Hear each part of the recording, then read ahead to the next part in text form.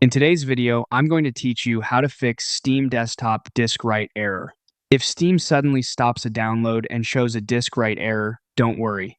In most cases, this happens because of a permission issue, a temporary file problem, or a Steam library folder that needs a quick repair. The good news is that this is usually something you can fix in just a few minutes. Start by fully closing Steam, then restart your PC. This may seem simple, but it's a very important first step. Sometimes temporary file locks or background processes stop Steam from writing data to your drive properly. Restarting clears those small system issues and gives you a clean starting point. When your computer turns back on, avoid opening unnecessary apps and go straight back to Steam-related troubleshooting.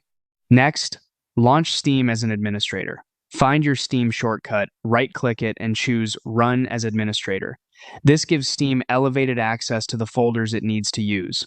If Windows is blocking Steam from writing files, this can fix the issue right away. Once Steam opens, try the download again. If the error continues, clear the Steam download cache.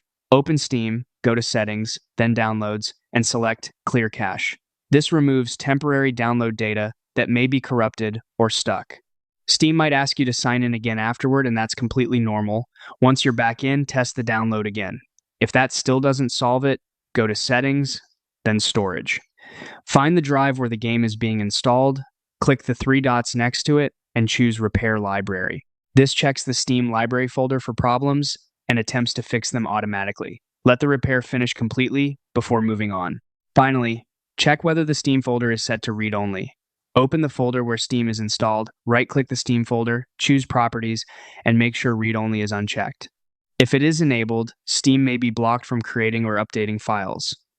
Apply the change and allow Windows to update permissions if prompted.